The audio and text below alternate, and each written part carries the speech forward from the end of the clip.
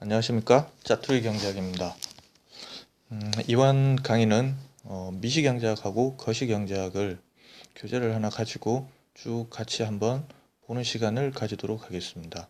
먼저 미시경제학부터 시작하도록 하겠습니다. 수요부터 시작하겠습니다. 우선 수요를 보시면은 수요의 개념은 일정 기간 동안에 주어진 가격으로 수요자들을 구입하고자 의도하는 재화 서비스의 총량을 의미한다고 했습니다. 일정 기간 동안 측정되므로 유일한 개념이고 실제 구입량이 아니라 의도된 양을 말한다. 이렇게 이해를 하면 되겠습니다. 수요함수란 어떤 재화에 대한 수요와 그 재화의 수에 영향을 주는 요인들 간의 관계를 함수 형태로 나타내는 것을 말을 합니다. 어떤 재화의 수요에 영향을 미치는 요인은 매우 다양할 것입니다. 예를 들어서 xj 수요량을 dx를 하면은 dx에 영향을 미치는 요인은 xj 가격, 그리고 소득 수준, 다른 재화의 가격, 대체재라든가 보완재라든가, 그리고 광고, 인구수, 소비자 선호, 소득 분포, 문화 수준 등이 영향을 미칠 수 있습니다. 그런데 우리 지금 경제학에서는 재화의 수요에 가장 큰 영향을 미치는 것을 재화의 가격으로 두고 이야기를 하고 있습니다. 재화의 가격이 수요에 영향을 미치고 다른 요인은 불변이라고 가정하고 주로 이야기를 많이 하고 있습니다. 따라서 xj 수요함수는 아래 식과 같이 dx는 px의 함수이다 라고 주로 쓰고 있습니다. 수요함수를 그림으로 나타낸 걸 수요곡선이라고 하는데, 보통 수요의 법칙이 반영되어서 수요곡선은 우하향의 형태로 나타나게 됩니다. 즉 P가 하락하면은 수요가 증가하는 이런 관계입니다.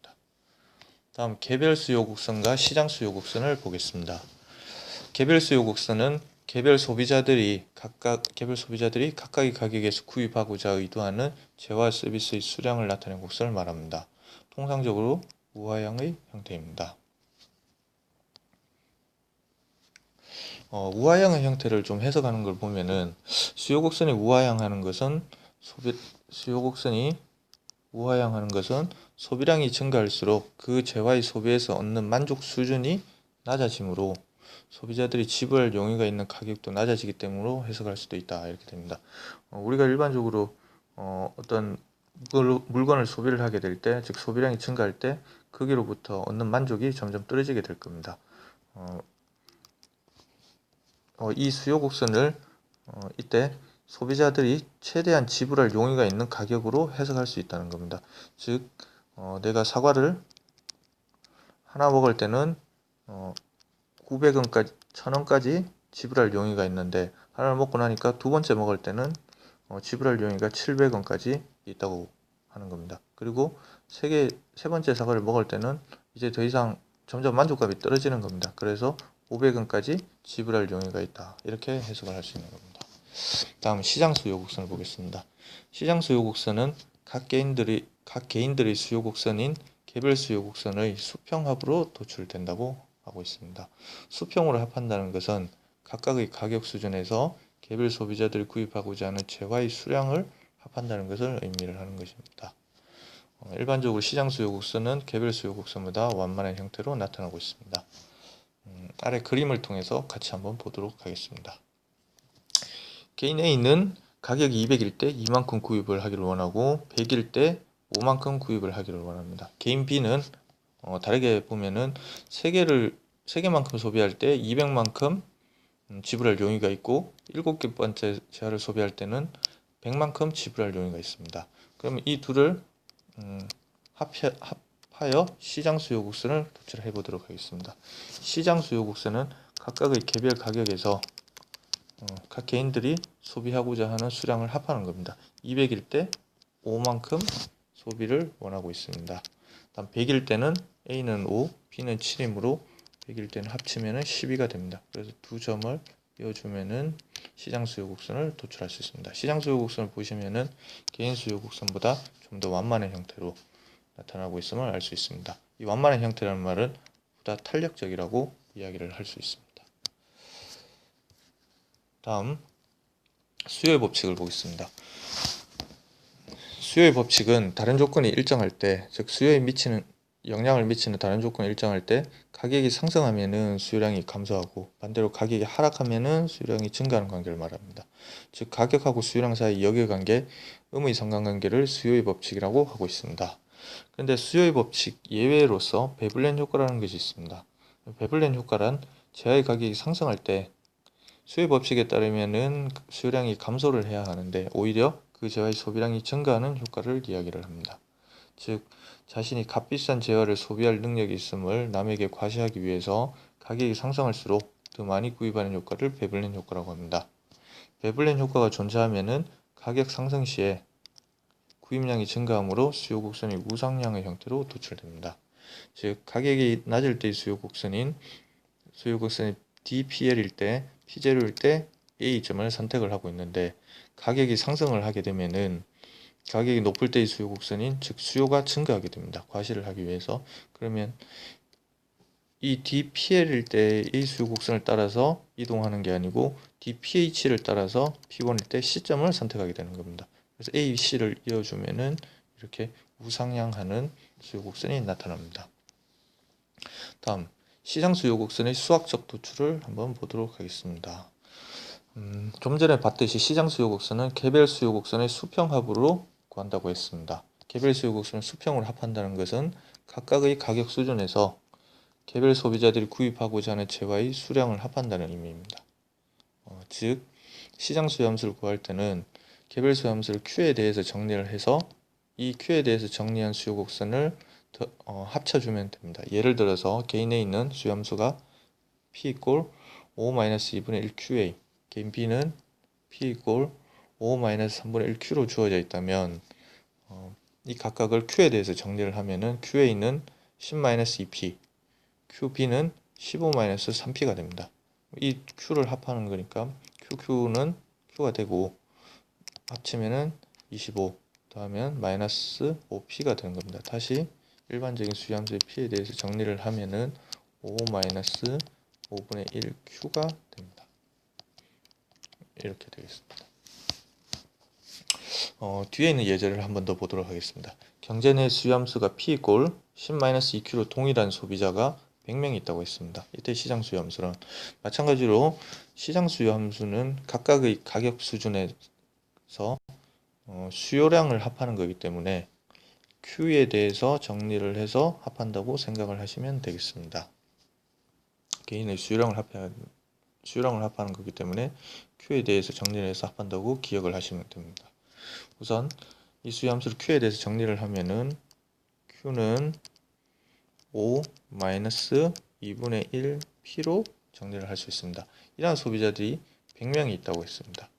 그러면 이걸 100명을 다 더해주는 거니까 바로 곱하기 100을 하면 됩니다.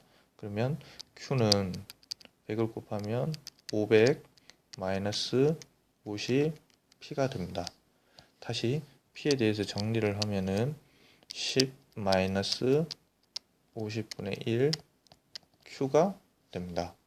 P = 10 마이너스 50분의 1 Q가 됩니다. 그런데 한 가지 여기서 기억을 하시면 좋은 게 수요 곡선이 우하향의 직선으로 주어진 동일한 소비자가 있을 때 그 소비자는 N명이 있다고 하면은 이때 시장 수요 곡선은 바로 절편은 개인별 수요 곡선과 동일하고 기울기에 n분의 1을 곱해주면서 바로 구할 수 있습니다. 이 문제에서 알 수 있듯이 수요함수가 직선의 형태로 나타나고 있습니다. 절편은 y절편은 10이면서 기울기가 마이너스 2인 직선의 형태인 소비함수입니다. 이러한 동일한 소비자가 100명이 있다고 했으므로 이걸 참고해서 바로 구해보면은 수요 곡선은 절편은 개별 수요 곡선과 같으니까 10 마이너스 기울기의 n분의 1, 여기서는 100명이니까 100분의 1을 곱해주면 됩니다. 100분의 1을 곱해주면은 50분의 1 Q가 되는 겁니다. 이렇게 수요 곡선이 직선의 형태일 때는 바로 요 내용을 참고해서 바로 구하시면 되겠습니다. 다음 수요량의 변화와 수요의 변화를 한번 보겠습니다. 수요량의 변화는 쉽게 말해서 수요 곡선 위에서 이동하는 것이라고 보면 되겠고, 수요의 변화는 수요 곡선 자체가 이동하는 거라고 보시면 되겠습니다. 수량의 변화는 가격 변화에 따라 소비자가 구입하고자 의도하는 재화의 수량이 변하는 것, 가격이 변함에 따라 수량이 A, B 이렇게 왔다 갔다 하는 겁니다. 가격이 상승하면 수요량이 감소하고 가격이 하락하면은 수요량이 증가하는 겁니다. 즉 수요 곡선상에서의 이동입니다.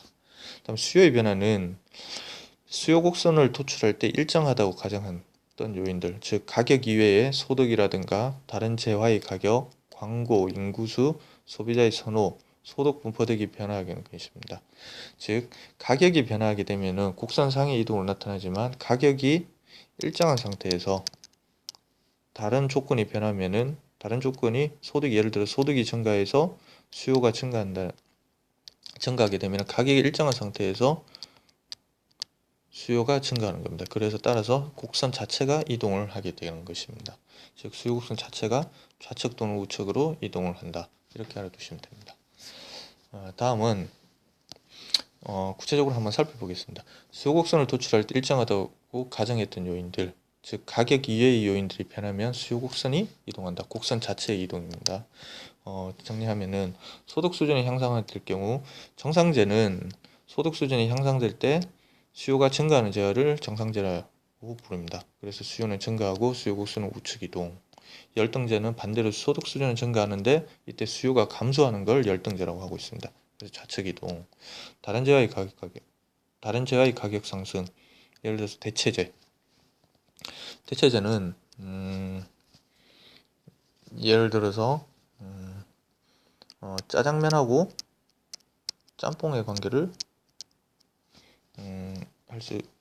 이게 대체적 관계에 있다고 얘기를 해보겠습니다. 짜장면을 먹든 짬뽕을 먹든 큰 차이가 없이 짜장면을 먹어도 되고 짬뽕을 먹어도 되고 서로 대체할 수 있는 관계라는 것입니다. 그래서 예를 들어서 짜장면 가격이 상승하면은 수요 법칙이 있으면 짜장면을 덜 먹게 되고 대신 짬뽕을 먹게 될 것입니다. 그래서 대체제일 때는 짜장면 가격이 상승할 때 짬뽕 수요가 증가하게 되는 겁니다. 보완제는 예를 들어 커피 원두하고 설탕이라고 해보겠습니다. 커피를 탈 때 나는 항상 설탕을 같이 먹어야 된다. 설탕을 항상 타야 된다. 또는 시럽을 항상 같이 넣어야 된다. 이러면 둘과는 보완관계에 있다고 볼 수 있습니다. 그러면 커피 가격이 상승하게 되면은 커피 수요를 줄이게 될 것입니다. 그럼 마찬가지로 같이 먹는 시럽이나 설탕도 소비가 줄어들 것입니다. 그래서 보완제 관계에 있는 제품의 가격이 상승하면은 그 수요가 다른 보완제인 수요가 줄어드는 겁니다. 감소하게 됩니다. 즉 좌측 이동하는 거고, 다음 광고가 증가하게 되면은 광고의 효과로 인해서 사람들이 물건을 많이 소비하려고 할 것입니다. 그래서 수요는 증가하게 되고, 인구가 증가하면은 마찬가지로 소비하는 인구가 늘어나기 때문에 수요도 증가하게 되고, 소비자의 예상, 가격이 예상한다고 소비자들이 예측을 하게 되면은 가격이 상승할 거라고 예측하게 되면은 이 시점에 사는 것보다 현재 시점에 사는 게 더 싸게 살 수 있는 겁니다. 그래서 현재 시점에 있어서 수요는 증가하게 되는 겁니다. 과수율을 한번 보겠습니다. 과수율은 어떤 재화의 가격이 예상될 때 미리 그 재화를 대량으로 구입하는 현상을 뜻합니다. 마찬가지로 이 가격이 상승한다고 예상하면은 현재 시점에서 더 소비를 앞당겨서 한다는 것입니다. 경제 전체적으로 보면은 가수요는 물가 안정을 위협하는 요인이 될 수 있으나 이 시점에서 가격이 갑자기 상승해 버리기 때문에 위협하는 요인이 될 수 있으나 개별 소비자 입장에서는 가수요는 십정과 합리적인 소비 행동이라고 하고 있습니다. 이때 미래에 사게 되면은 비싼 가격으로 살 것을 예상하기 때문에 현재 시점에 삼으로써 좀 더 낮은 가격에 살 수 있다는 것입니다. 밑에 그림은 넘어가도록 하겠습니다. 보완제하고 다른 재화 가격 변화, 수요 변화 좀 전에 위에서 말씀드린 겁니다. 다음 네트워크 외부 효과를 간단히 살펴보겠습니다. 네트워크 외부 효과는 일반적으로 어떤 재화에 대한 개인의 수요는 다른 사람의 수요와 관계없이 독립적이라고 가정을 하고 있습니다. 즉 내가 소비를 하는 데 있어서 친구나 다른 사람의 수요나 그 소비 행태는 영향을 받지 않는다는 겁니다. 전화기, 팩스 등과 같은 일부 재화의 경우는 어떤 개인의 수요가 다른 사람의 수요에 영향을 받기도 한다고 되어 있습니다. 전화기나 팩스는 다른 사람과 이어주는 그런 재화의 특성을 가지고 있습니다. 어떤 사람의 재화 수요가 그 재화를 구입하는 다른 사람의 수요에 영향을 받는 효과를 네트워크 내부 효과라 외부 효과라고 부르고 있습니다. 즉 다른 소비자의 수량이 증가함에 따라 어떤 개인의 수요량이 증가하는 경우에는 양의 네트워크 외부 효과, 다른 소비자의 수요량이 증가함에 따라 어떤 개인의 수요량이 감소하는 경우에는 음의 네트워크 외부 효과가 발생한다는 것입니다. 대표적인 예로는 편성 효과, 그리고 속물 효과가 있습니다. 편성 효과를 한번 보겠습니다. 편성 효과는 다른 사람들의 재화 소비가 많을수록 특정 재화에 대한 어떤 개인의 수요가 증가하는 효과를 말합니다. 예를 들어서 특정 액세서리나 의상이 유행하면 그에 따라 소비가 더 증가하거나 따라사기 때문에 통신기기, 컴퓨터 프로그램과 같이 다른 사람들이 많이 사용할수록 그 재화의 내재적 가치가 커져 어떤 수요가 증가하는 것이 이에 해당하게 됩니다. 예를 들어서 메신저, 카카오톡이라든가 라인 같은 메신저는 여러 사람들이 사용할수록 그걸 통해서 내가 소통도 쉬워지고 하기 때문에 많이 소비하는 그쪽으로 메신저나 SNS를 같이 이용하게 되는 것입니다. 이런 것들을 편성 효과의 예로 볼 수 있을 것입니다. 편성 효과와 같이 양의 네트워크 외부 효과가 발생하는 경우에는 개별 수요 곡선과 시장 수요 곡선이 보다 탄력적인 형태로 도출된다. 즉 가격이 하락할 때 소비자들이 소비가 증가하는데 편성 효과가 나타나면은 다른 사람들의 재화 소비가 많을수록 개인의 수요가 증가한다고 했기 때문에 수요곡선이 이렇게 이동하면서 B점이 아니고 C점을 선택함으로써 수요곡선이 이렇게 보다 완만한 형태, 즉 탄력적인 형태로 나타납니다.